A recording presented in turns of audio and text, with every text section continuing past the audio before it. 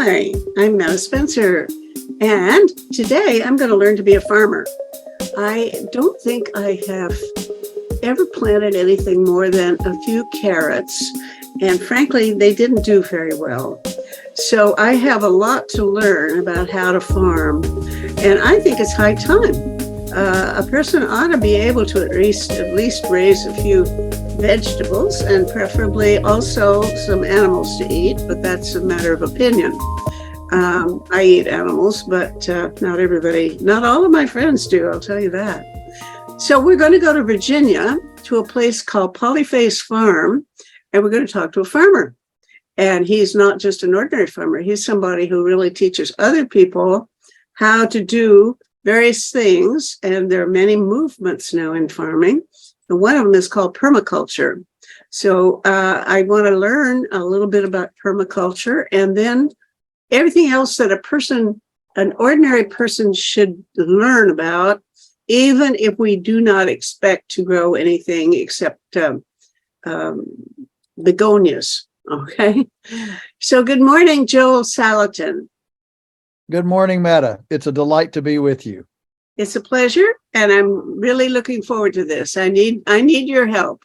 Set me straight, and I don't even know where we're going to start, because you tell me a little bit about polyculture. Polyface.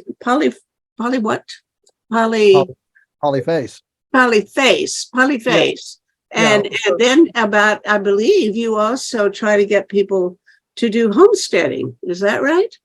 Yes, that is correct. I'm a huge believer in homesteading. That's kind of how we started back in the early 60s. I was just a little child, and Mom and Dad bought this place, and the dream was to farm commercially, but it was in such a degraded state with gullies and rocks and low fertility that it just didn't go early on. So we had a big garden and milked a couple of cows and basically fed ourselves.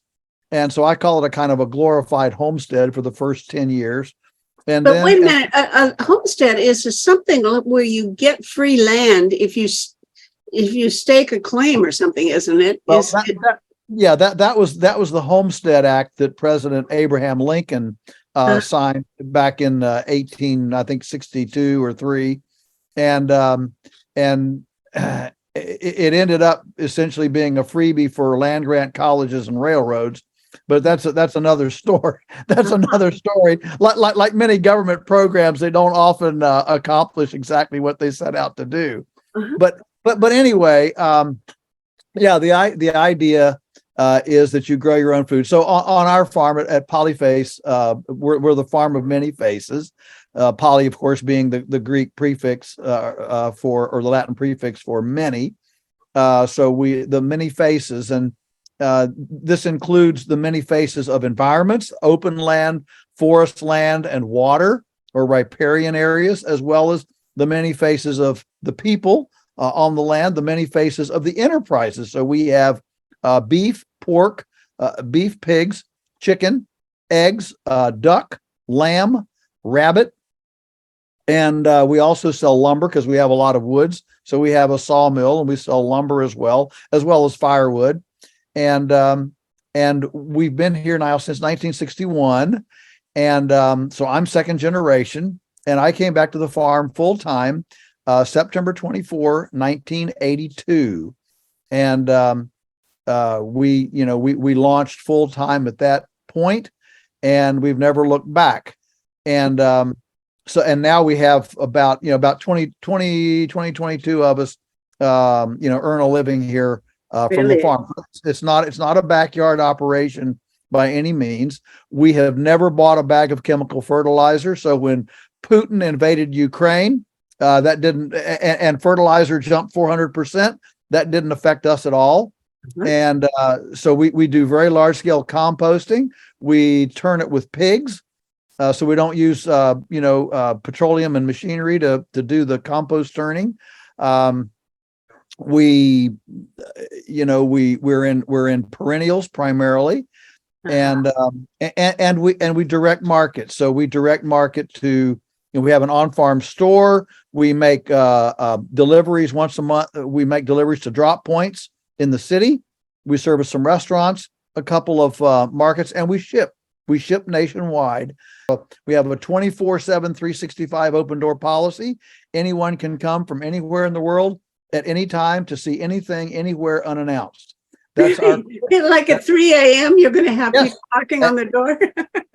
absolutely, absolutely. We tell people if you think we're doing something you don't like, come at 2 a.m., 3 a.m., whatever.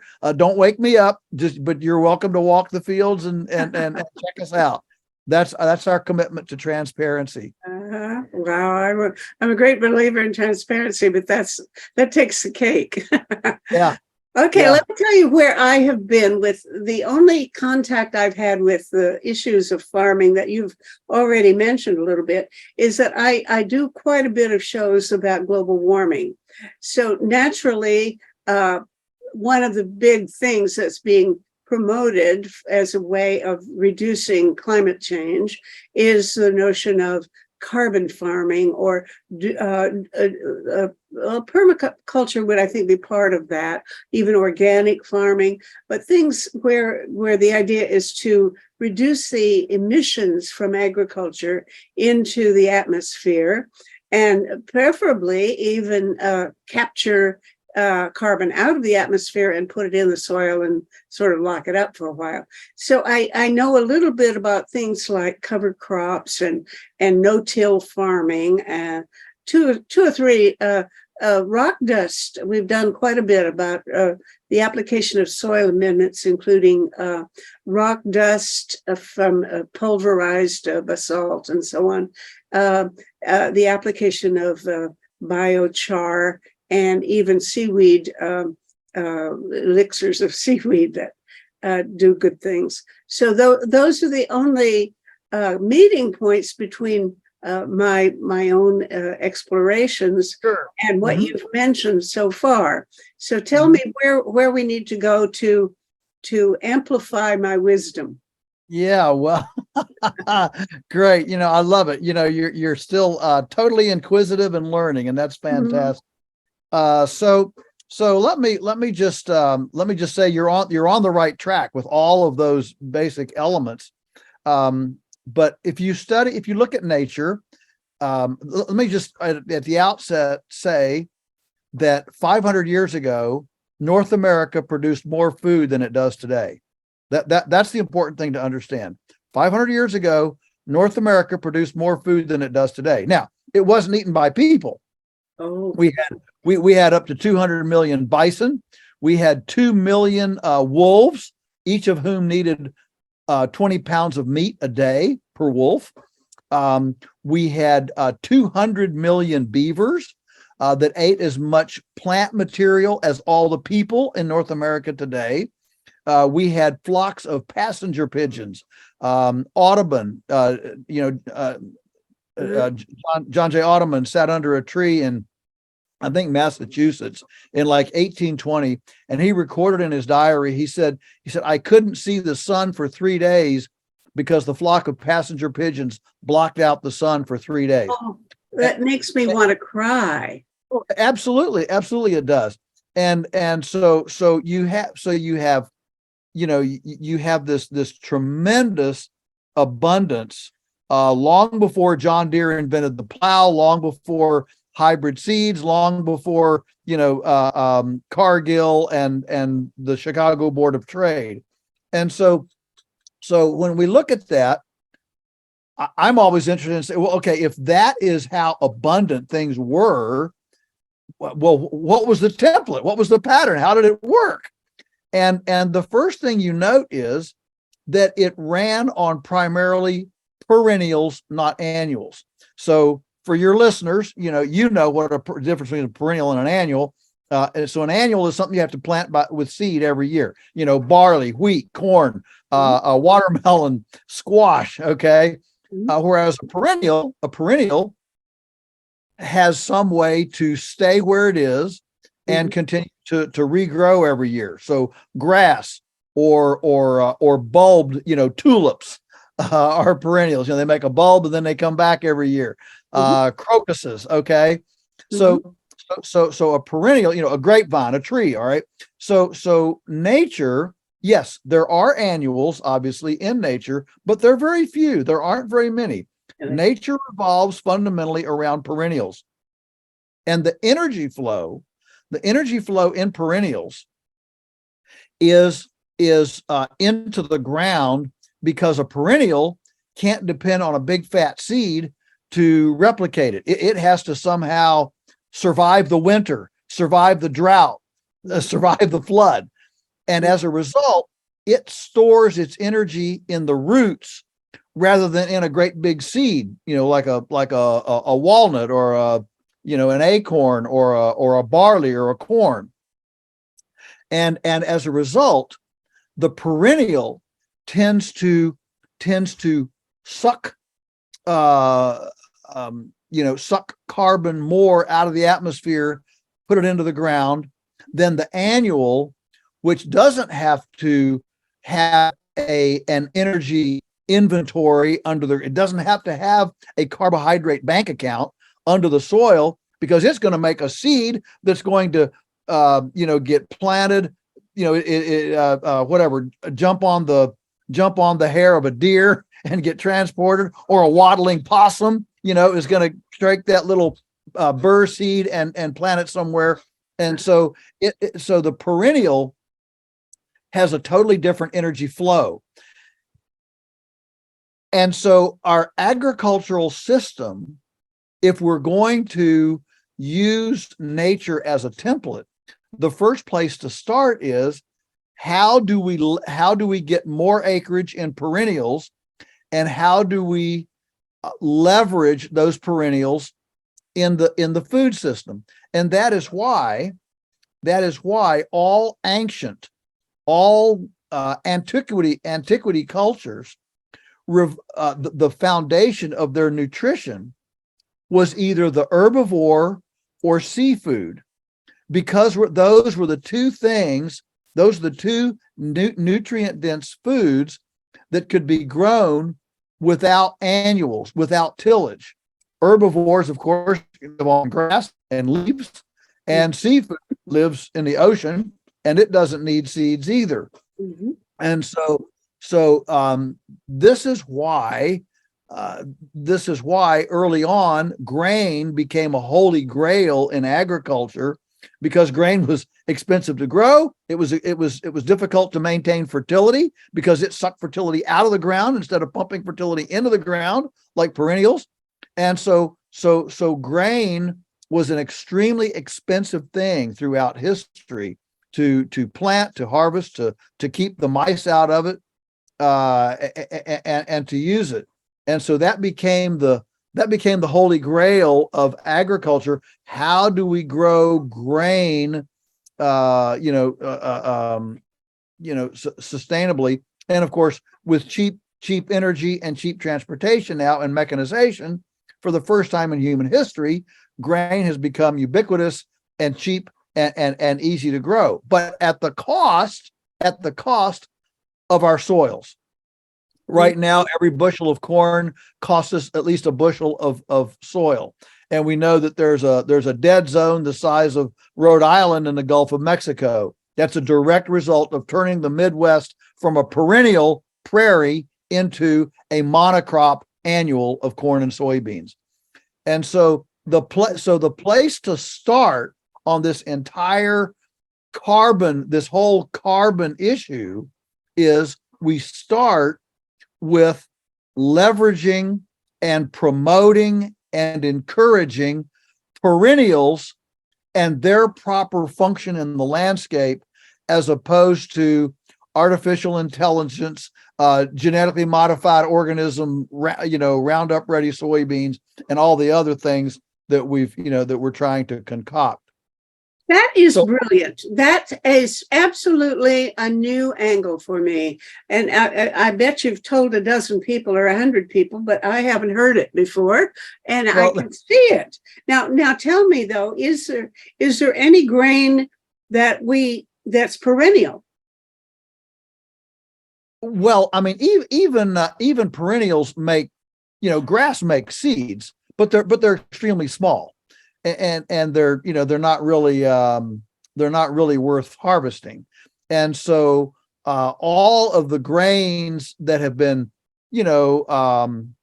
genetically selected for grain production, are not perennials, because you can't have the energy flowing both ways.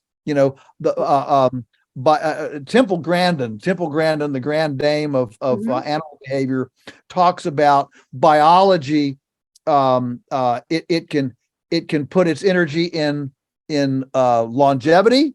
It can put its energy in duplication, reproduction. It can put its energy in its maintaining its immune system. And a plant and an animal have to balance kind of those three areas. And so, because a grain plant puts so much energy in this big fat seed up here, it necessarily cannot put energy into the soil for longevity. For longevity, it's putting everything. It's banking on that seed for its longevity, for its reproduction. But the thing that occurred to me when you were, the immediate thing was, okay, let's switch just to perennials. But, the majority of people on the planet depend on carbohydrates from grain, rice or wheat. Bread is the main staple. If you're poor, at least you can hope you can find a piece of bread. But what are you going to do for people if you take away the grain? How could our population survive without the dependence on grains?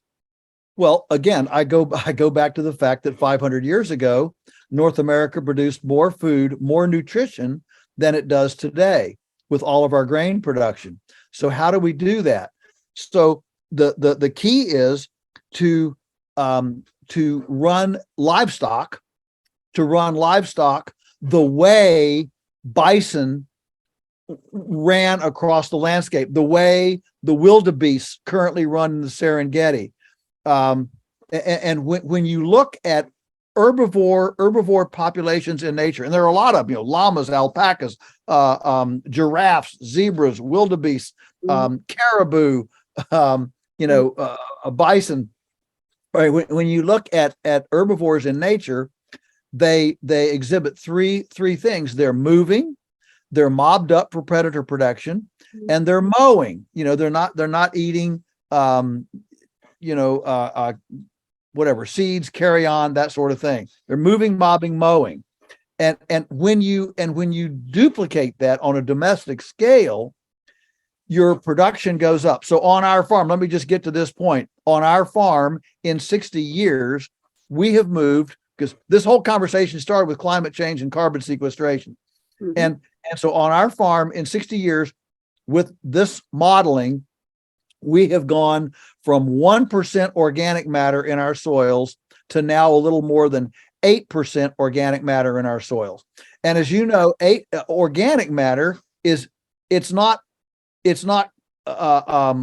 completely carbon, but it's the number one tracker. If you want to track carbon in the soil, you're tracking organic matter. Okay, that's because that's material that was living and is now decomposing in the soil. And so we've gone from 1% to 8% organic matter, in 60 years. In fact, if we simply nationwide, if we simply moved our soils a little less than 2% organic matter, we would return to pre-1960 atmospheric carbon levels. If we only went, and I'll say on our farm, we've gone 7 percentage points in organic matter. But if nationwide, we simply, on our farmland, if we simply increased 2%, we would sequester the carbon in the atmosphere that would return us to pre-1960 atmospheric carbon levels. That is wonderful. That is really, really an interesting figure. Okay. Sure. Yeah, it sure is. And so the point is that we are that over the last whatever 100 years of industrialization and monocropping, and I'm not saying we should eliminate corn, but I'm talking about balance. I'm talking about the amount of it. That if we went to a more perennial basis and therefore a carbon sequestration basis, we would start sucking this carbon out of the atmosphere. The problem is we have cannibalized that carbon in the soil and let it go into the atmosphere. Mm-hmm. And so it's time to reverse that. Okay, good. That you're telling me really interesting things that I'm very glad to hear, because for 2 or 3 years I have been a secret believer in Alan Savory's holistic management approach, where, and you've already alluded to the notion that herds of animals moving in a certain way across a territory, it makes a difference in the way the soil is fertilized and so on. So I'm glad to hear that. But I'm troubled. Let's go back to the question of feeding people, and whether, because we have this huge global population now that depends on various kinds of grain. If you took that away and you say, well, let's go back to these grasses, which, as I understand, the grasses that used to grow in the Midwest had sometimes roots about 6 or 8 feet long. Yeah. So they were much better than any grass that is there now. So I can see that you could sequester a lot more carbon with that kind of grass, and you could feed large herds of big herbivores. But could you produce enough herbivores and enough meat that people then could get along just eating, making up the deficit of their grain, their bread and their rice and that sort of thing, by eating more meat? I frankly don't think so. Okay. Yeah. All right. So let's tackle that for a moment. Okay. Let's tackle that for a moment. So on our farm in our county, the average cow day. So a cow day is what one person would eat in a day. If I took all the food that you ate today, that would be one person day of food. Okay. So what a cow eats in a day is one cow day of food. All right. Mm-hmm. And so in our county, the average is 80 cow days per acre. In other words, an acre will feed 80 cows for one day a year, or one cow for 80 days a year. All right. Mm-hmm. Okay. On our farm, we average nearly 400 cow days per acre, nearly 400. We haven't planted a seed or bought a bag of chemical fertilizer in 60 years. Wow. So the productive capacity right now is so unbelievably underutilized that it scarcely is it's unspeakable how little, because of overgrazing, because of a lack of management. And of course, this is Alan Savory's entire a brand or part of it, not entire, but a lot of it is it is not the resource, it is the management of the resource that has changed. And when I said moving, mobbing, and mowing, the fact is that 98% of the domestic livestock on the earth violates one of those principles: moving, mobbing, or they're either not moving, they're overgrazing, they're not mowing in a feedlot for sure, or a confinement facility or a dairy confinement facility. And they're not mobbed up. They're spread, they're a few animals on a great big large acreage. They're not mobbed up. And so 98% of the domestic livestock on the planet violate one of those three principles: moving, mobbing, or mowing. And if you violate just one, then suddenly all of the ecological synergy that is supposed to occur because of that strategic moving, mobbing, and mowing doesn't occur.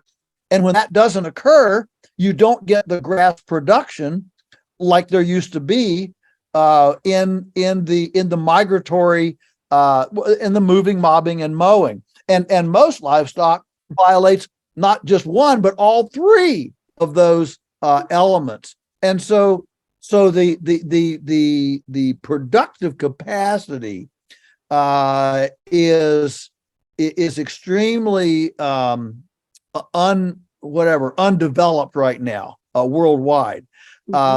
Secondly, for the first time in human history, we throw away about 40% of all human edible food.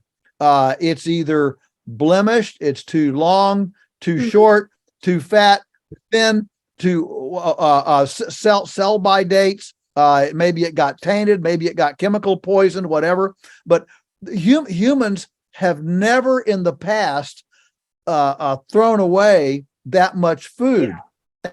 So I mean, if you think about 40% of the human edible food on the planet being thrown away, and at least in previous historical times, that's why omnivores, pigs and chickens, omnivores were always up around a farmstead, homestead, place, because grain was too expensive to feed an omnivore, and so the omnivores fed on food waste, whether it was whey left over from cheese making in a dairy, or whether it was tomato peelings or vineyard pulp pumice from winemaking. The point is that animals consumed all this. Today we have segregated these historical integrations, and instead of having integrated circles of waste and salvage, we have segregated these. And so even these salvage streams from food processing are no longer eaten by our herbivores. So when you combine what can happen with moving, mobbing, mowing across the landscape with herbivores, with an integrated culinary salvage, I mean, look, every single kitchen should have chickens nearby, whether it's a restaurant or a university, dining services should have enough chickens to eat the kitchen scraps, so that the chickens can turn the kitchen scraps into eggs. That's an ultimate integration device.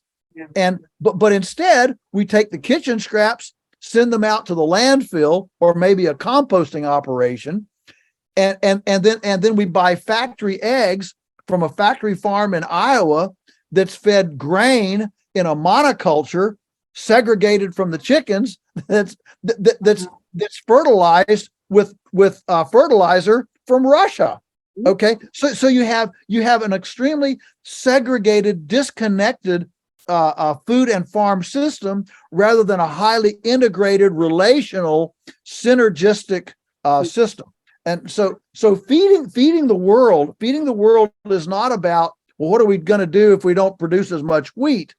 Feeding the world is about reintegrating and redesigning the not only the management, but the synergistic relationships that reduced wastage and actually leveraged the entire production component into human food. Well, I love what you're saying. Now, but I have to refer to things that I've heard in other places that I need to reconcile with what you're saying. So Let me give you a hard time. Okay.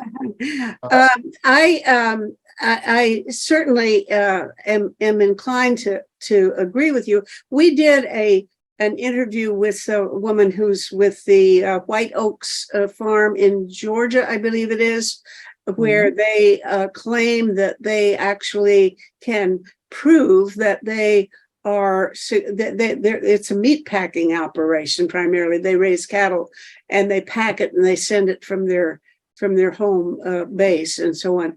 But they claim that they can show that they are adding more, that they're taking more carbon out of the atmosphere and sequestering it than their cows are producing. Now, that is the real question, because most of my vegetarian or vegan friends, and there are more vegans nowadays than vegetarians, I guess, they all are claiming that that there's just no way that you can actually farm in such a way that you will be putting away more carbon than your cows emit if you're a rancher producing meat. Sure. I don't know whether they take the same position vis-a-vis dairy cows. I don't think I've had that conversation, but it's mostly about beef. And right. And I actually talked to a woman, but she admitted that she wasn't an expert. But as of a few weeks ago, I throw this question at people every time I have a chance, if they are supposed to know a little bit about the subject. You know, is it because I'm in favor of promoting and encouraging holistic management as a food production system on a large scale, rather than telling people they have to stop eating meat.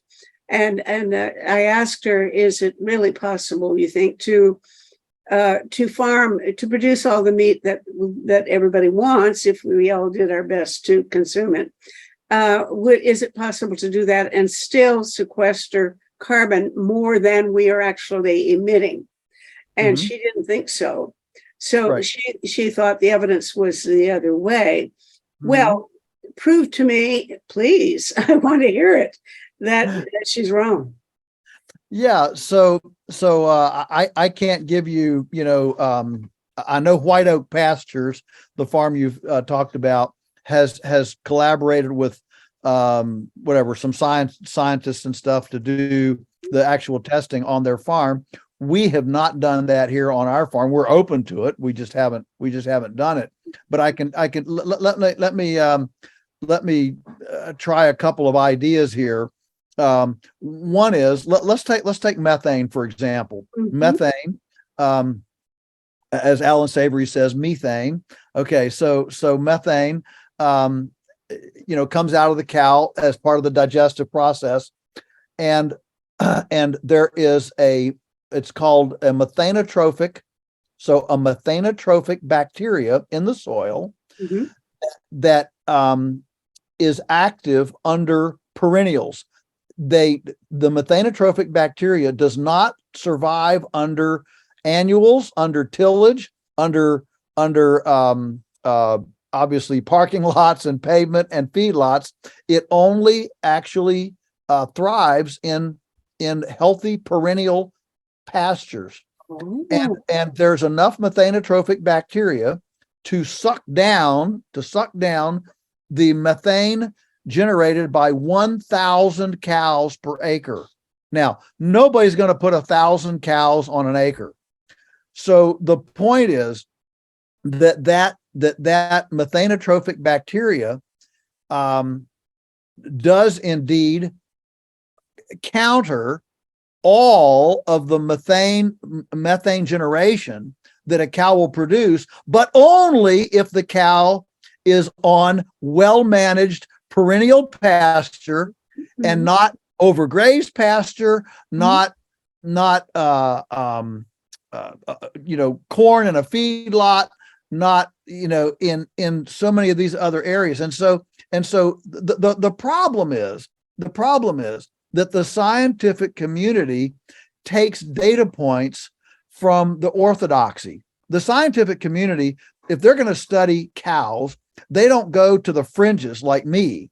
This is what's exciting about the White Oak Pastures study, is that they're a bit on that fringe, and lo and behold, what they've found proves the entire orthodoxy wrong. But most of the scientists that do cowspiracy and What the Health and the other documentaries and data points to impugn livestock production are taking their data from orthodox sources And I hope by now you understand that 98% of the livestock production is incorrect ecologically. That's the problem. It's incorrect ecologically. And so when you take your data from a dysfunctional system, if you have a model that's a dysfunctional, and that's where you get your data from, you're going to come up with a dysfunctional thesis at the end. And so until they start actually doing some work, like, I mean, the white oak pastures is one. There's another one called the Marin County Project. That was in California, Marin County. You may be familiar with that. That was that was another one. The folks who've done the documentary, what's it called? It's slipping my mind. Soil. Kiss the Ground. I haven't seen that. Yeah. So the Kiss the Ground documentary digs into this very, very nicely, and shows exactly what I'm talking about. I want to mention this guy. I did Frank Mo. He's a professor at UC Davis, and I did an interview with him a couple of years ago, and we're printing it in the upcoming issue of Peace Magazine, because I kept thinking over the last couple of years, I really should share this, because he is a mainstream scientist, but and his arguments halfway fit yours and sort of halfway don't, because he justifies feedlots, finishing animals in feedlots and so on, and he does not advocate all of the things that savories people do, or that I think, as far as I know, everything you've said so far is compatible with the holistic management approach. Is that right? Or do you have any differences there? Yeah, no. Alan Savory is he is a guru for me, a mentor, and I don't know a single thing that I would disagree with him on management grazing. He's as good as they come, and he's the one that many of us follow and have verified his findings. Look, here's the thing you have to understand. 500 years ago, there was way more animal weight on the planet. So if we take all of today's humans and all of today's animals and we add up their weight, there was more weight on the planet 500 years ago of animal weight on the planet than there is today. So if animals are the problem, why didn't we all turn into crispy critters, 300 years ago? In fact, here's the one that's really fascinating to me. Even in the United States, where we have all these factory farms and all this, intensive agriculture, we do not have more pounds of animals in the United States today than we did in 1900. Why? Because in 1900, more than 1/3 of all the animal weight was draft power, oxen, horses, mules. And so as tractors replaced all that draft power, we were able to take that animal weight and grow chickens and pigs and and other things with it. But the animal weight has stayed basically the same. It's no different than it was back then. Mitt Lohner is his name. It finally came back to me. He said also some of the same things, that we don't have more. That in fact, for example, the amount of milk that a cow can produce now is so much greater that you can do it. You can do the job with fewer cows, and so on. The same with the beef production. You can produce same amount of meat with fewer cows, if you know how to manage it. But his management system is not completely compatible with yours, because he does believe in things like finishing them in feedlots and so on. he does have some very interesting points. So I'll send you the, if you will. I wish I'd done this before so we could talk about his ideas in comparison to yours.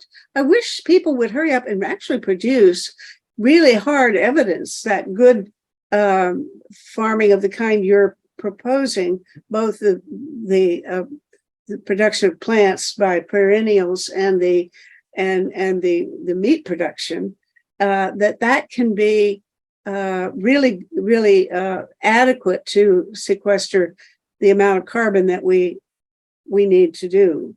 If we get some more proof of that, then I think the conversation will change, because as of now, the only people I hear talking in the general public discourse are people who say the main thing that we need to do, and I've heard real scientists say the most important thing that we can do for the sake of global warming is stop eating meat.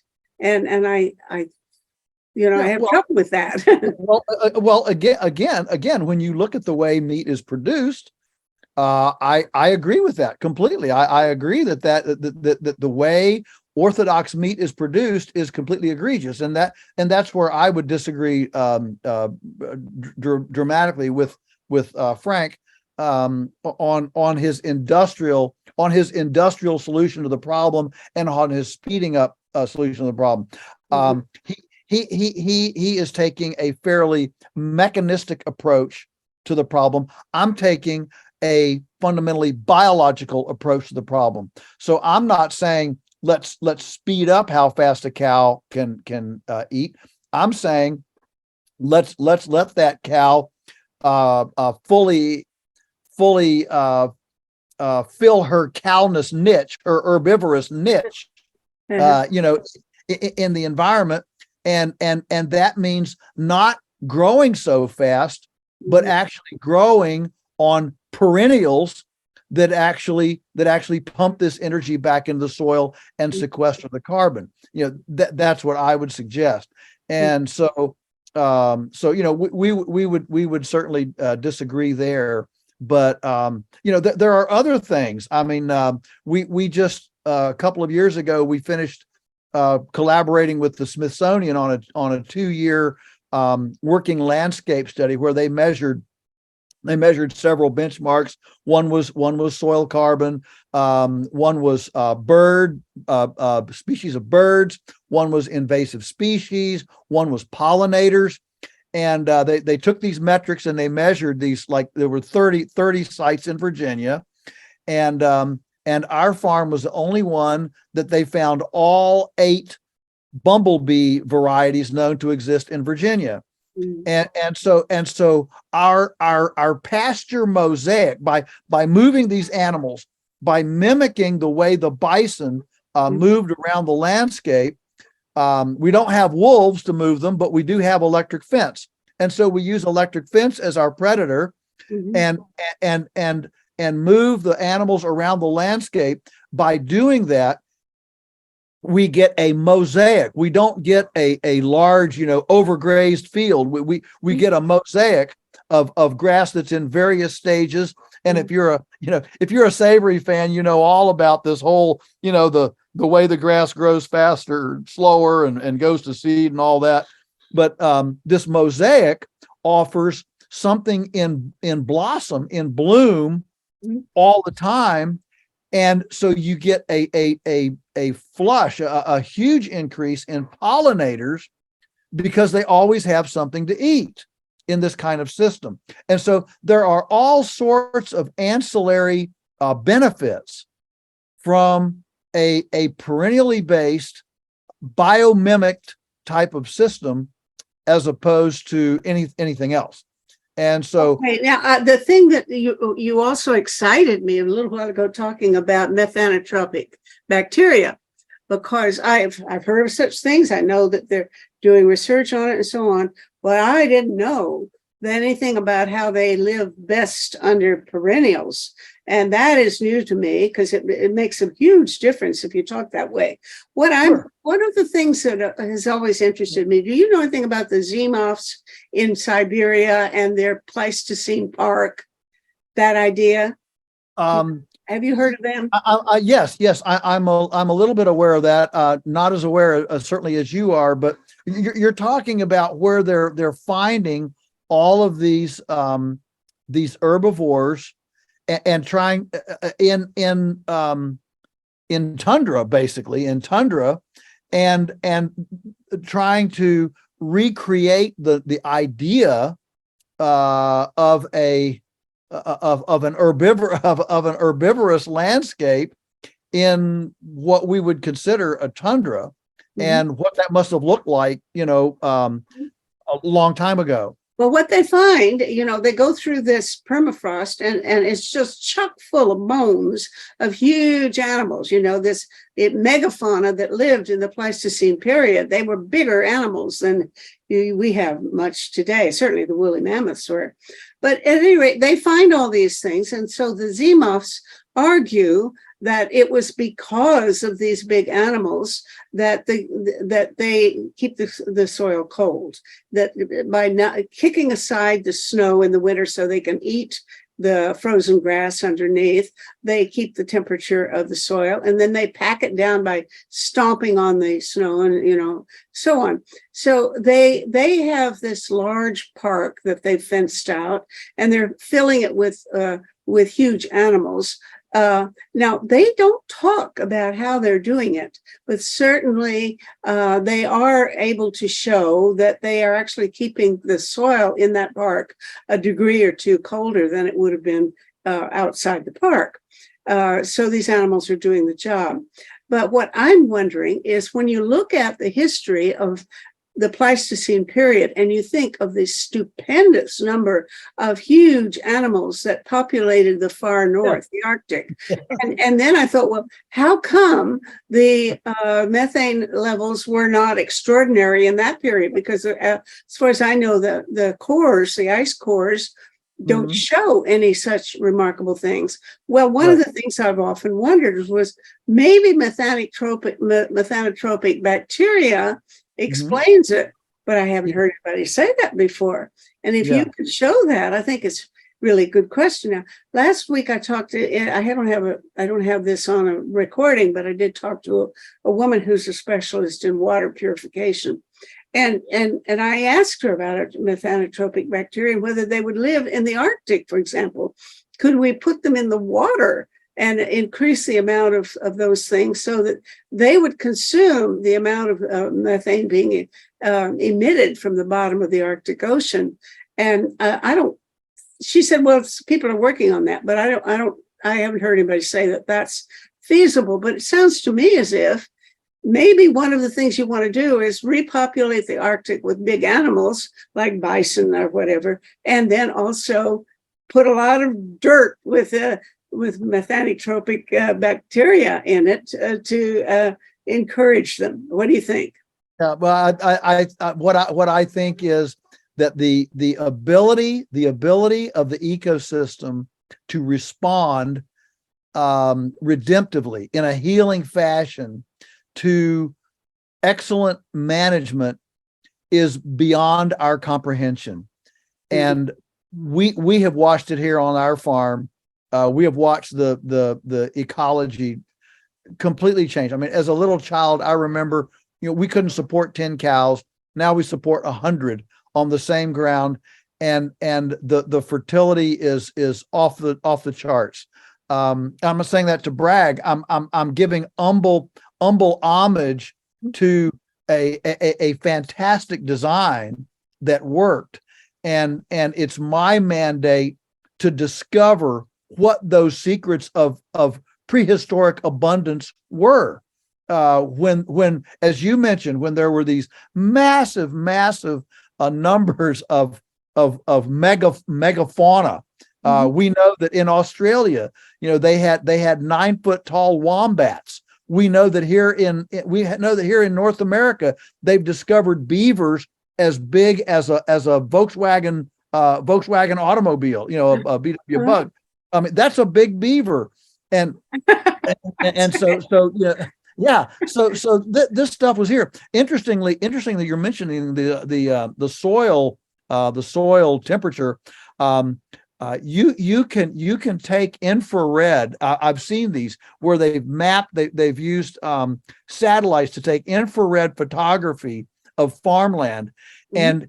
and the difference in soil temperature between a well managed, we'll just call it a savory type, okay, a savory type operation, or one like ours. The difference in soil temperature is remarkable compared to one that's either overgrazed or growing soybeans or corn or whatever. It shows up as various shades of green to red, green being cooler, red being hotter. And you can literally draw the boundaries. You can take a farm like ours and just draw the fence lines. It's as clear. It's right on the fence line. The difference in the infrared temperature of the landscape. And then when you couple that, let's couple that with one more thing. If you're familiar at all with Walter Yenny, he is the Australian guru of climate change, and his whole position is that the greenhouse gas emissions is barking up the wrong tree. That the problem is vegetation emitting bacteria. In the radiator of the planet is vapor condensation. Vapor condensation is what regulates the planet's temperature. But water vapor cannot condense on itself. It needs a little nucleus of bacteria on which to condense. It can't just condense by itself. Well, wait a minute. Because you're coming into an area that I know a little bit about because I've been interested in clouds. But I understood that they need an aerosol particle to condense around, and I've heard that aerosols are anything except water. Any particle, dust, or almost anything you can think of is an aerosol. It's a tiny particle, except water. That's not considered an aerosol. Okay. Now, I did not hear, and I'm very interested in hearing, that a bacterium could be enough to be the nucleus for a new droplet of water. Is that what you're saying? That all you need, yes. that a bacterium is in effect this aerosol? Yes, yes, ma'am. Yes, ma'am. That's exactly what I'm saying. And Walter Yenny is an eminent scientist. He's I mean, he is the global guru on this Please idea. tell me how to spell his last name, because I want to look this up. Yes, Jenne. Jenne. He pronounces it Yenny. Okay. But Walter is his first name, Walter Yenny. So his bottom line is that the reason the planet can't cool off is because we don't have enough vegetation due to tillage, overgrazing, urbanization, but we don't have enough vegetation to exude this bacterial canopy, so that the water droplets can condense on it. So if you increase the vegetation, then you give something a place to condense, and that is why desertification tends to expand. It gets worse and worse and worse because when there's no vegetation, then there's no clouds, no rain, and you get desertification. And it's why in the heavily vegetated parts of the world, we're getting more severe weather, supposedly, because the planet is trying to balance out its temperature. And so since it can't get droplets, so it can't form clouds over here, it forms clouds over here where the vegetation is. And so again, you get an additional amount of cloud formation over the vegetated areas and the non-vegetated. And so the kind of system that when you go to a perennial system, You don't have open soil. You don't have bare soil, and you have. And if you're doing the kind of grazing that we've described, where where the animals, well, we call it. You'll like this. We call it mob stocking, herbivorous, solar conversion, lignified carbon sequestration. So when I practiced that in front of a mirror. So when you do that kind of vegetative leverage, you simply get way more of this bacteria, exuding off the vegetation. Which that's what I want you to explain. How do plants exude bacteria? This is again something you're telling me, very interesting. I hadn't heard that before.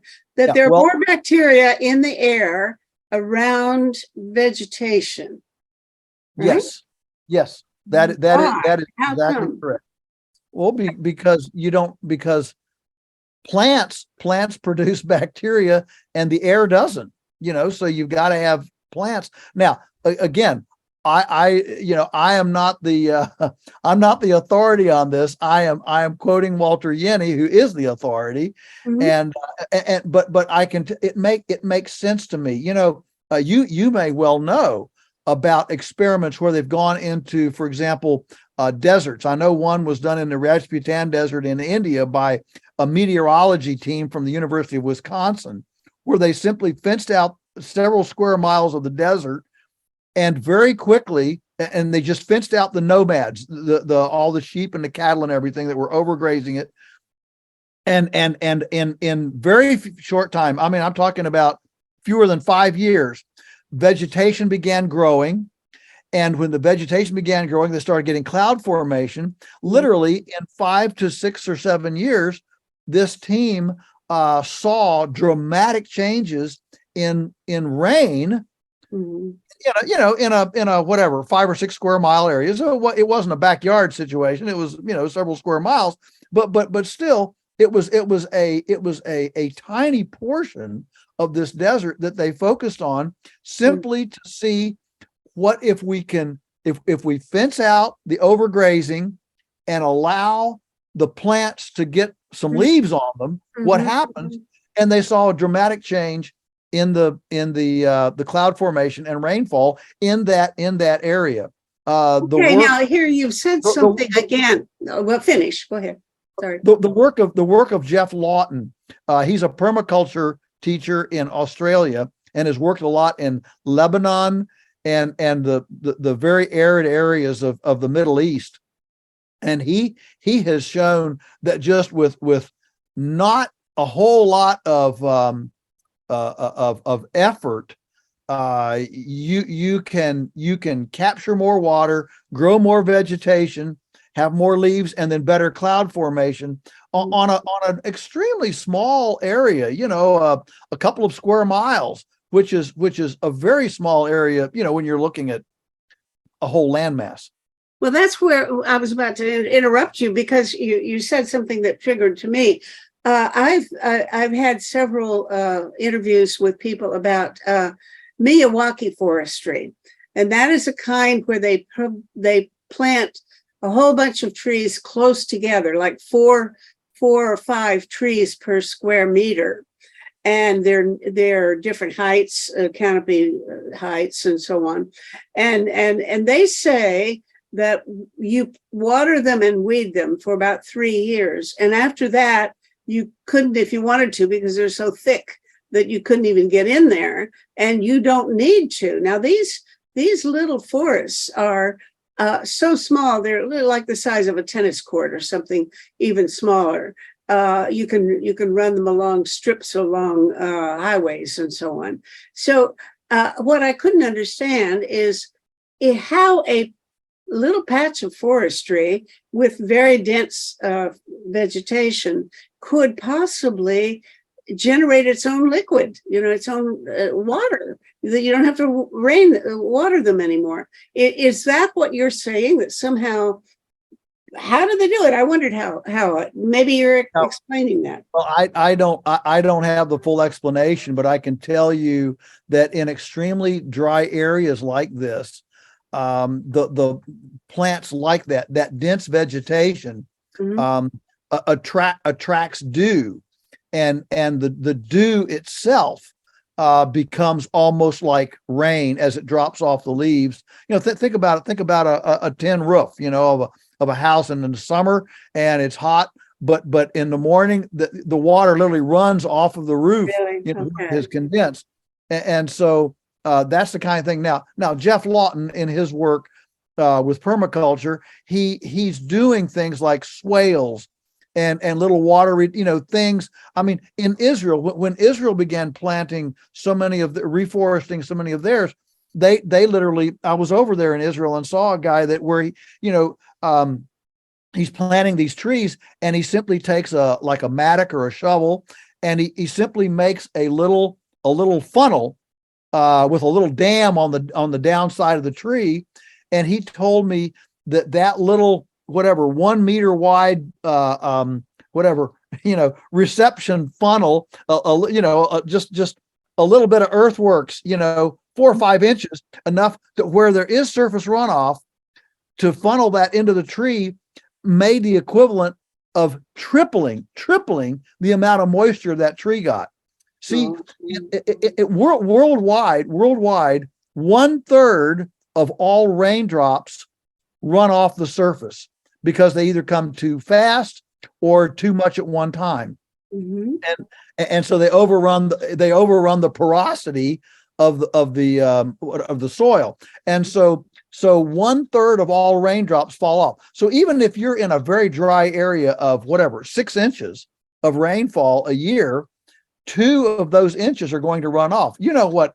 If you've been down to Albuquerque, New Mexico, and as you drive along the interstate, every mile there's this big dry riverbed, an arroyo, I think they call them a lot. And you'll see, dune buggies and sand rails and go-karts and stuff running up and down. And you ask your host or hostess, you say, what is that?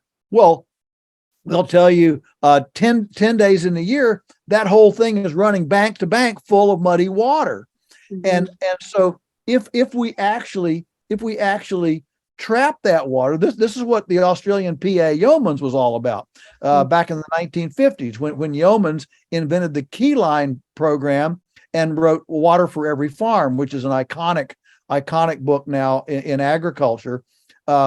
He said the goal of every farmer should be to never allow surface runoff, to hold those raindrops as high on the landscape as possible for as long as possible, so that you get the advantage of that slow gravitational move of the water down, as opposed to fast move of the water.